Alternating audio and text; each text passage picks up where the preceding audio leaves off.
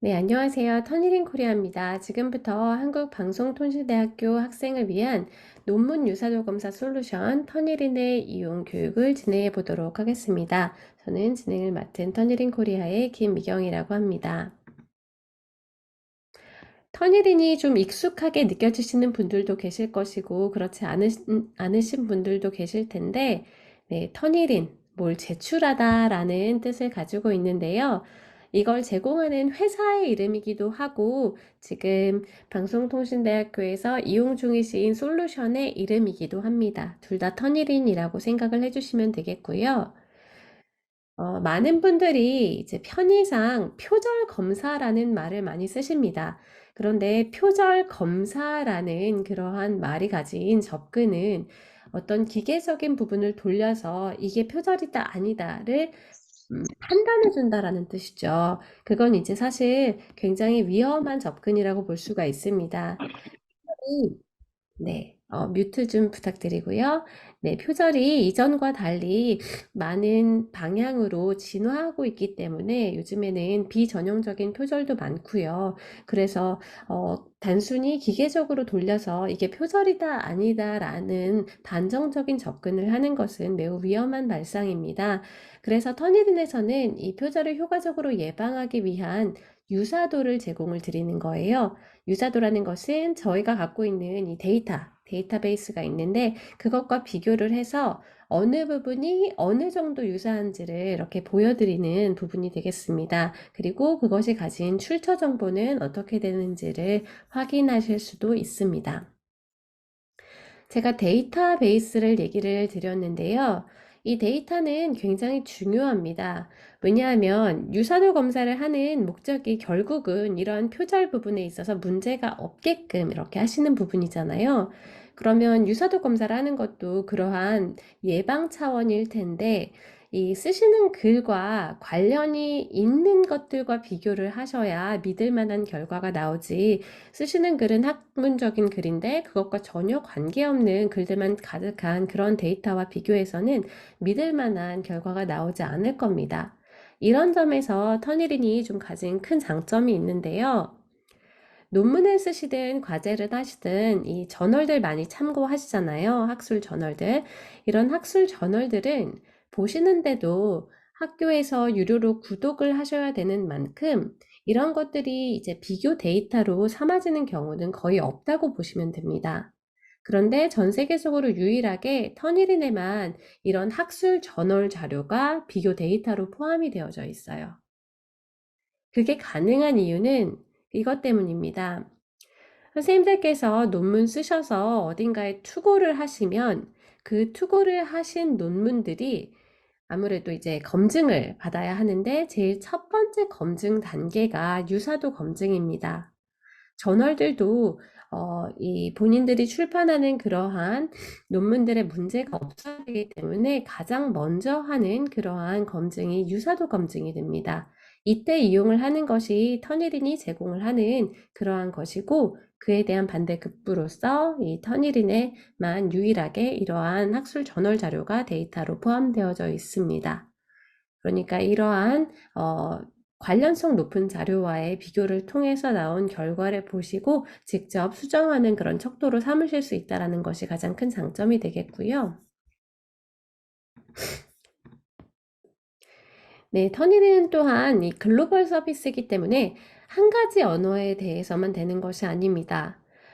터니리는 영어에만 쓰는 건가요? 라는 질문 많이 주시는데요. 영어에 가장 강력한 힘을 발휘하는 건 사실입니다. 학술적인 글을 영어로 쓰는 비중이 세계적으로 제일 높거든요. 근데 영어뿐만 아니라 한국어, 뭐 중국어, 일본어, 더 나아가서는 스페인어, 뭐 독일어, 프랑스어에 이르기까지 굉장히 많은 언어에 대해서 이 컨텐츠가 쌓여 있습니다. 그래서 다양한 언어에 대해서도 유사도 검사를 할 수 있다라는 것이 또 가진 큰 장점이 되겠습니다.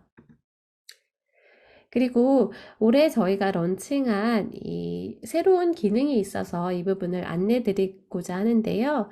터니린의 AI 글쓰기 감지 기능입니다. 이것은 올해 4월에 런칭을 하여서 지금 학생용 계정에서는 볼 수 없지만 교수자용 계정에서는 이 부분을 보실 수가 있습니다. 우리가 이제 챗 GPT 뭐 혹은 구글 트랜슬레이트 같은 것도 많이 돌리시잖아요.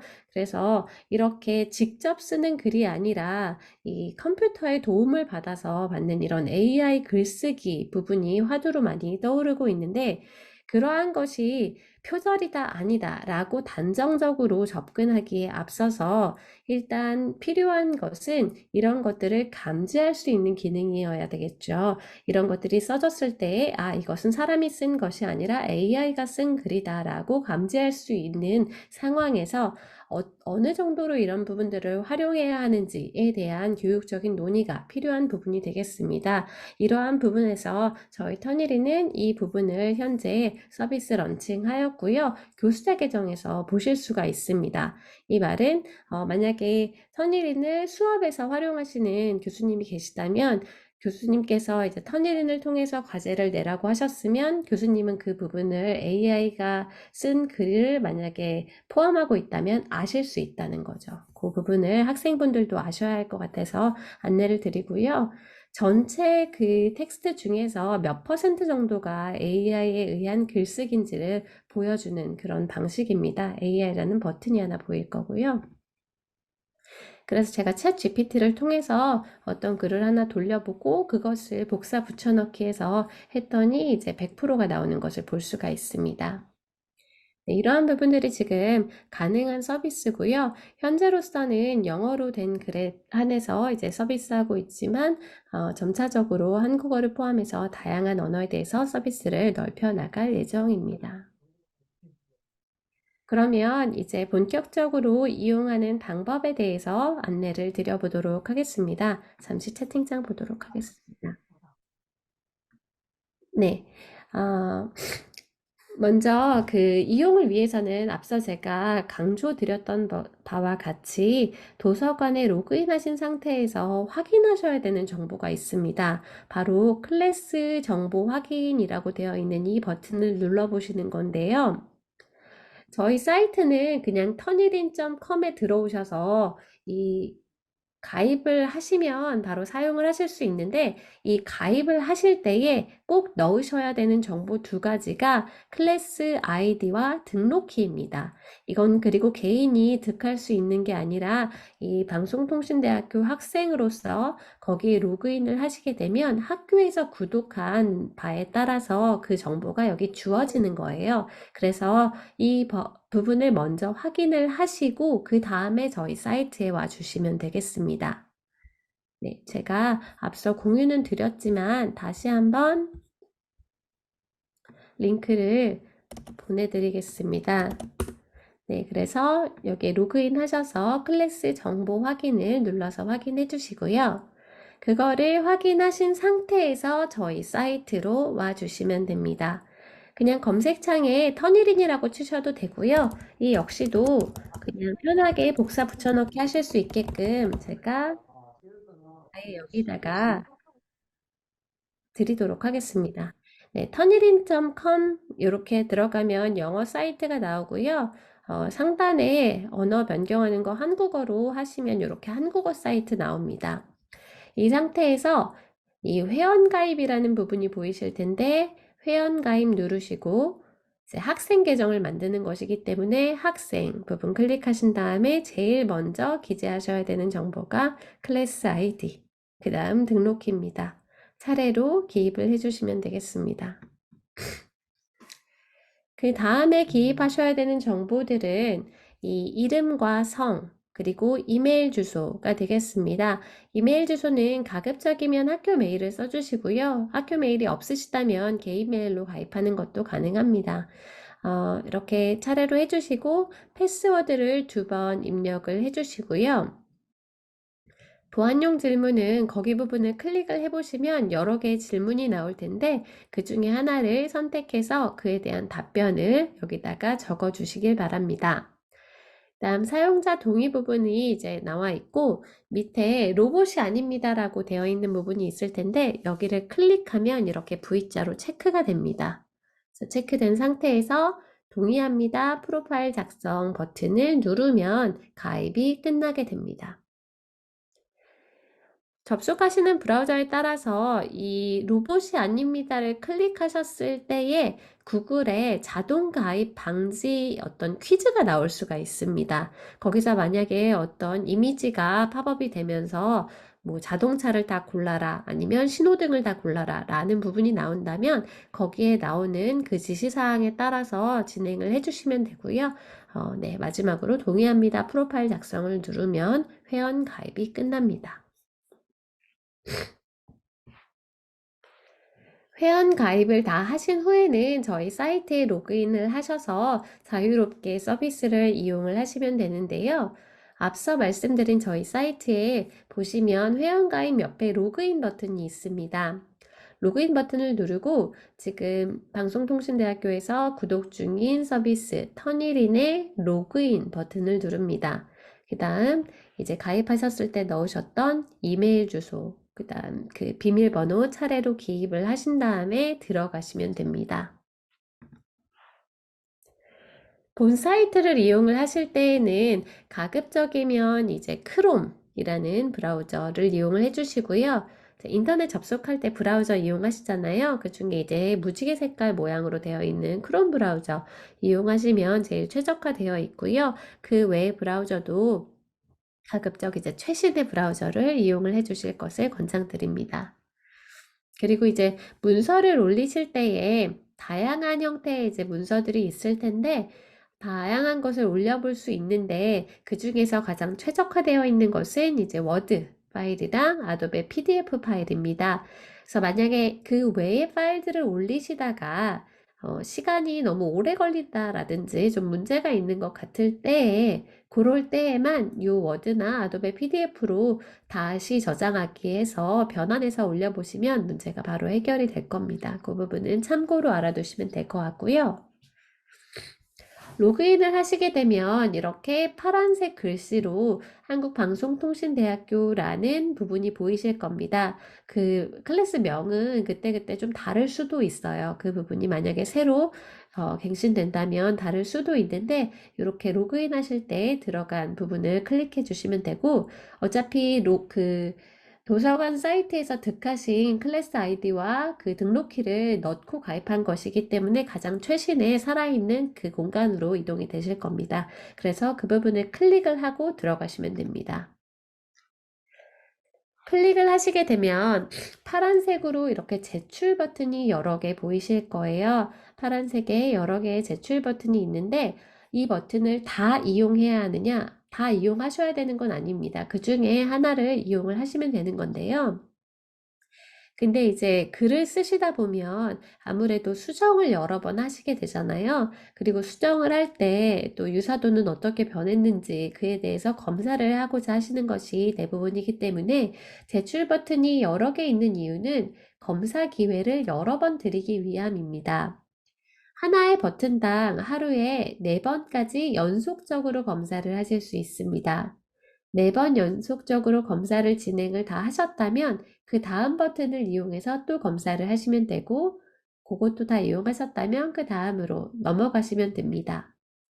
제출 버튼을 한번 이용하시게 되면 이 버튼이 다시 제출하기라는 버튼으로 바뀔 텐데요. 그때도 이용하는 방법은 동일합니다. 그 버튼을 눌러서 제출을 하시면 되고요.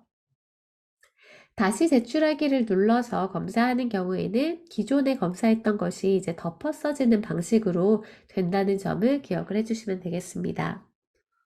그리고 제가 아까 하루에 연속적으로 4번 검사가 가능하다고 말씀을 드렸는데 그 말은 이것이 24시간, 즉 하루가 지나고 나면 다시 리셋된다라는 뜻입니다. 그래서 다음날 다시 접속하셨을 때에는 또 여러 번 이 제출 버튼을 이용해서 검사를 진행할 수 있다라는 점을 기억하시면 되겠고요. 여기에 보면 설명에 유사도 검사 시 DB 미저장이라고 되어 있는 부분이 보이실 텐데요. 이 말은 말 그대로 검사를 하실 때에 그 검사 결과를 보시는 것이지 선생님의 그 파일이나 그 내용이 저희의 데이터베이스, 즉 DB에 저장되지 않는다라는 뜻입니다.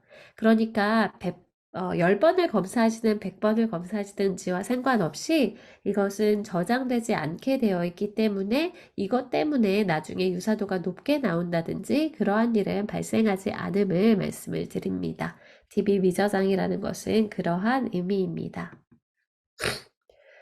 제출이라는 버튼을 누르시면 단일 파일 업로드가 기본 유형으로 되어 있을 것이고요. 이름과 성을 기재하는栏은 아마 이제 채워져 있을 겁니다. 그리고 제출물 제목에 올리시는 그 문건의 제목을 넣어주시면 되겠죠. 이 컴퓨터에서 선택하기 버튼을 클릭하셔서 검사를 원하시는 파일을 선택한 후에 업로드를 누릅니다. 그 다음 파일 사이즈와 페이지 수를 검토하신 후에 확인 버튼을 눌러주시면 업로드가 완료되겠습니다. 학생 계정은 단일 파일 업로드 부분을 클릭하였을 때 잘라서 붙여넣기 업로드라는 또 다른 유형이 하나 보이실 텐데요. 만약에 검사를 해야 하는데 파일이 지금 없는 상태라면 텍스트를 직접 넣어서 업로드를 하시는 것도 가능합니다. 타이핑을 하셔도 되고요. 아니면 뭐 어떤 텍스트가 있는데 그걸 복사 붙여 넣는 방식으로 진행을 하실 거라면 그것도 가능합니다. 20개의 단어가 있다면 검사가 진행이 되니까요. 네, 만약에 잘라서 붙여넣기가 필요하신 경우에는 이 부분, 단일 파일 업로드 부분을 클릭을 하시면 이 드롭다운 메뉴에 나와 있다는 거. 그래서 그걸 클릭하셔서 선택하시면 그렇게 업로드 유형을 바꾸실 수가 있습니다. 네, 여기까지 계정을 만들고 사이트에 로그인하여서 파일을 올리는 방법에 대해서 말씀을 드렸는데요. 그러면 결과를 보는 방법 간단하게 말씀드리겠습니다. 결과는 단일 파일을 기준으로 했을 때 한 5분에서 10분 정도면 준비가 되게 됩니다. 기다리고 계시는 상황에서 아무 변화도 없다면 페이지를 한번 새로 고침해 보실 것을 권장드리는데요.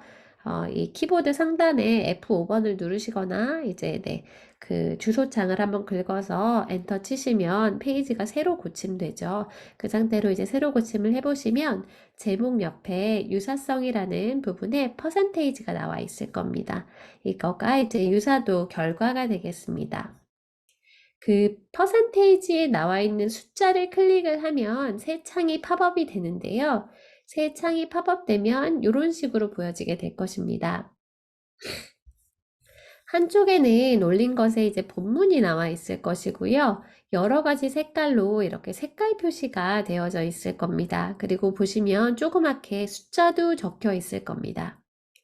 이렇게 색깔 표시되어진 것이 유사하게 잡혔다라는 뜻인데요. 이 유사하게 잡혔다라는 것은 이게 표절입니다. 문제가 있습니다라는 뜻이 아니라 요렇게 잡히는 부분들이 지금 현재 저희가 갖고 있는 데이터베이스에 어떤 문건에서 유사하게 매치되고 있습니다라는 뜻입니다. 이러한 내용을 가진 문건들이 저희 데이터베이스에 있고요. 그러한 출처는 자 여기 1번이라고 되어 있는데 옆쪽에 보시면 1번 출처가 있습니다. 그래서 이러한 출처를 가진 문건에서 이러한 부분들이 유사하게 잡히고 있습니다. 라는 뜻으로 이해해 주시면 되겠습니다.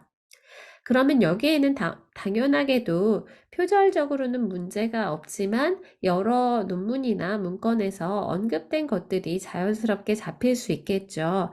예를 들어 어떤 책의 제목이라든지 이론의 제목이라든지 혹은 어떤 지명이라든지 이런 부분들이 자연스럽게 잡힐 수 있습니다. 그럼 이런 것들은 어떻게 해야 하나요? 이런 것들은 그냥 두시면 됩니다. 여기에서 하이라이트, 즉 색깔 표시가 된 것들 중에서 어떠한 조치를 취하셔야 되는 부분들은 인용이 되겠습니다. 즉, 다른 사람의 것을 가지고 온 경우에 그 부분에 대한 처리가 제대로 되었는지를 살펴보셔야 되는데요. 표절과 관련되어져서 문제가 되는 경우는 대부분 이때 발생합니다. 타인의 글을 가지고 오거나 타인의 아이디어를 가지고 오는 이러한 인용의 경우에는 직접 인용을 하실 수도 있고 간접 인용을 하실 수도 있는데요. 이 직접 인용, 즉 보통 왜 쌍따옴표 안에 넣어서 그 사람이 한 말 그대로를 가지고 오는 이 직접 인용은 아무 때나 내가 원한다고 해서 쓸 수가 없습니다. 이건 꼭 써야 하는 이유가 있을 때만 쓰는 것이 허용됩니다. 예를 가장 쉽게 들어드리면 만약에 어떤 사람이 이렇게 주장을 했는데 나는 그에 동의하지 않고 그 내용을 내 논문에 이야기하고 싶어요. 그 논지를 펼치고 싶어요. 나는 이 부분에 동의하지 않습니다. 왜냐하면 이렇기 때문입니다. 라고 반론을 펼치고 싶다라고 한다면 그때의 타인의 글을 가지고 오는 것에 있어서는 직접 인용으로 처리하는 것이 더 적절할 겁니다. 왜냐하면 나는 지금 반론을 펼치는 자이기 때문에 아무래도 내가 더 유리하게끔 그러한 부분을 끌어나가고 싶은 마음이 안에 있게 되겠죠. 그래서 나도 모르게 이 원저자의 말을 왜곡할 수 있는 여지가 있게 됩니다. 그러한 경우에는 왜곡이 일어나지 않도록 직접 인용, 즉 말 그대로를 가지고 오는 것을 사용하셔야 하지만 이렇게 명백하게 밝힐 만한 이유가 없다면 타인의 것을 가지고 올 때에는 간접 인용을 하시는 것이 맞습니다. 간접 인용은 paraphrasing이라고도 하죠. 즉, 말 바꾸기라고 이렇게 이해를 하시면 되는데, 보통은 이 부분을 바꾸실 때에 단어를 몇 개 바꾸는 일종의 텍스트 스피닝을 하신다든가, 아니면 어떤 문장의 도치, 즉 어떤 순서를 바꿔가면서 이렇게 하는 기계적인 바꿈을 하실 때가 많은데요. 연구윤리 측면에서 바라볼 때에는 이러한 paraphrasing은 이렇게 기계적으로 하는 것에 그쳐서는 안 되고 본인이 원저자의 글을 읽은 내용을 충분히 이해하고 또한 본인의 논문의 어떤 그런 논조와 어떤 전체적인 보이스, 논리적인 흐름에 잘 맞아 들어가게끔 본인의 말로 충분히 바꾸는 부분이 필요하다고 하고 있습니다. 그런 과정에서 이제 paraphrasing을 하는 부분이 필요한 것이고요. 이렇게 매치된 것들 중에서 본인의 말로 바꾸는 부분이 필요하다면 그 부분을 좀 더 열심히 해 주셔야겠죠. 그리고 아무리 열심히 바꿨더라도 그것의 아이디어는 나에게 있지 않고 타인에게 있기 때문에 그에 대한 출처 표기를 반드시 빼놓지 않고 정확하게 해주시는 작업이 필요합니다. 좀 크게 좀 장황하게 말씀을 드렸는데 네, 이러하게 나온 그러한 인사이트들을 어떻게 활용하시는지에 대한 전체적인 이제 가이드라인이라고 생각을 해주시면 될 것 같고요. 이제 기능적인 이야기를 하겠습니다.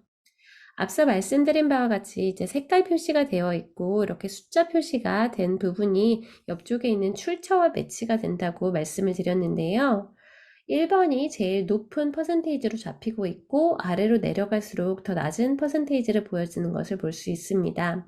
그리고 맨 위쪽에 있는 게 전체 유사도 퍼센테이지고요.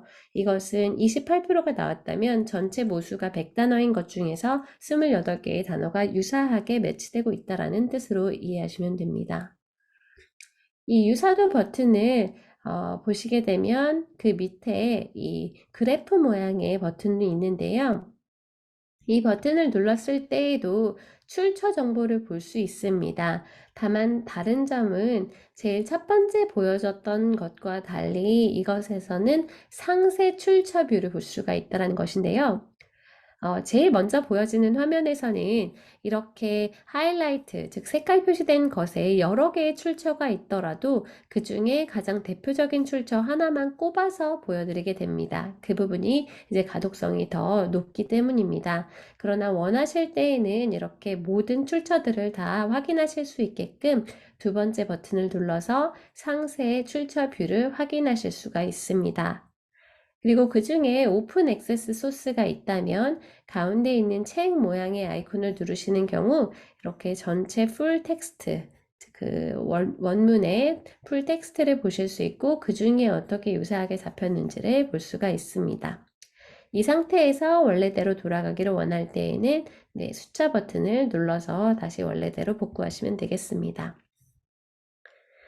빨간색 부분 중에서 가장 하단에 있는 깔때기 모양의 아이콘은 필터 및 설정 기능입니다. 여기서는 크게 두 가지를 제외해 볼 수가 있는데요. 바로 직접 인용을 제외할 수가 있고, 그 다음 참고 문헌을 제외할 수가 있습니다. 이것을 제외할 수 있게끔 기능을 넣어 놓은 이유는, 먼저 직접 인용은 제가 앞서 말씀드리기로 아무 때나 사용하실 수가 없다고 했죠. 반드시 어떠한 이유가 있어야 쓸 수 있기 때문에, 그러한 측면에서 볼 때 직접 인용과 간접 인용은 나누어서 검토를 하시는 것이 더 편리하시겠죠. 그래서 잠시간 보이지 않게 제외하고 그 외의 것들을 검토한 다음에 그것이 끝나고 나면 제외를 풀어서 전체를 볼 수 있게끔 방법을 취하시면 됩니다. 이용 방법은 인용문 제외라고 되어 있는 것 옆에 있는 이 박스를 클릭하면 V자로 체크가 되고요. 거기서 멈추지 마시고 그 상태에서 하단의 변경사항 적용을 누르시면 그 부분이 적용되어서 제외가 됩니다. 두 번째로 제외가 가능한 부분은 참고 문헌이 되겠는데요. 이거는 논문의 가장 뒷부분에 참고 문헌이라는 그 제목을 단 일종의 템플릿이 있습니다. 쭉 늘어놓은 일종의 리스트죠. 혹은 영어로 쓰시는 경우에는 reference라고 되어 있는 그 제목 아래에 있는 그 리스트입니다. 그 리스트를 내가 제외하기를 원하실 때에는 마찬가지로 클릭해서 체크한 후에 변경사항 적용을 누르시면 되겠습니다.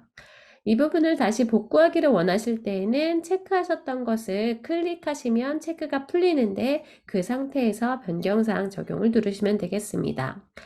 마지막으로 이러한 결과를 다운로드 받으셔서 어딘가에 제출하셔야 할 때에는 이 색깔 표시되어 있는 이 숫자 버튼을 클릭을 하시고 하단에 있는 이 다운로드 아이콘을 클릭합니다. 이 화살표 모양, 그 부분을 클릭하면 현재 보기라는 부분이 있습니다. 기억하기 쉽게끔 현재 보여지는 화면이 다운로드 받아지는 거예요. 그래서 이 버튼을 눌러서 다운받은 그 파일에는 제일 앞에는 표지가 있을 거고, 중간에는 내용, 본문이 있으면서 그 하이라이트가 된 부분들이 있을 거예요. 그리고 가장 뒤쪽에, 가장 마지막 쪽에 이렇게 유사도 퍼센테이지와 출처 정보가 적혀 있는 일명 독창성 보고서라는 것이 여기서 이제 보실 수가 있을 겁니다. 그래서 보통은 이 부분을 이제 출력해서 제출하셔야 되는 경우가 많은데요. 네, 제출과 관련되어서는 제출처에 정확한 가이드라인을 참고해 주시고요. 네, 다운을 받으실 때에는 숫자 버튼을 클릭한 후에 이 다운로드 아이콘을 클릭한 후 현재 보기를 클릭해야 한다는 점을 기억해 주시면 되겠습니다. 네, 여기까지가 이 이용 방법입니다. 다소 길게 말씀을 드렸으나 이 도서관 사이트에 로그인하셔서 클래스 아이디와 등록키 확인하신 다음에 이제 회원가입 하시고요. 그 다음 사이트에서 원하는 파일 올려보고 결과 보고, 그 다음에 다운로드 받을 때는 숫자 버튼 누른 다음에 다운로드 아이콘 현재 보기, 이렇게 하면 끝입니다. 그래서 하나의 어떤 그 워크플로우를 기억해 주시면 될 것 같고요. 자주 물으시는 질문들 몇 가지 있어서 그거 정리해 드리겠습니다. 비밀번호를 가끔 분실하시는 경우가 있는데요.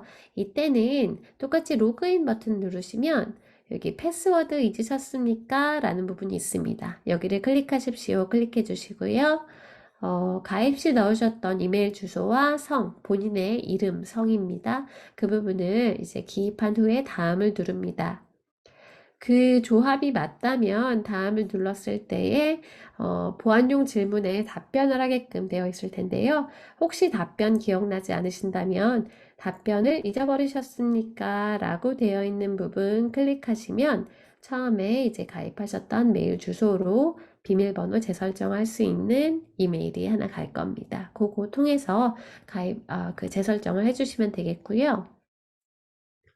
두 번째는 이용을 하시다가 이메일이라든지 이름이라든지 비밀번호라든지와 같은 그런 정보 변경하실 때가 있을 텐데요.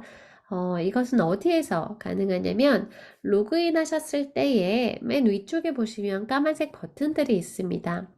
이 버튼 중에 가장 앞쪽에 나와 있는 본인의 이름 부분을 클릭하면 거기서 이메일과 이름, 비밀번호 등을 변경하실 수가 있습니다. 네, 여기까지 진행을 해보도록 하겠고요. 질문이 있으시다면 채팅창에 자유롭게 말씀해 주시면 되겠습니다. 감사합니다.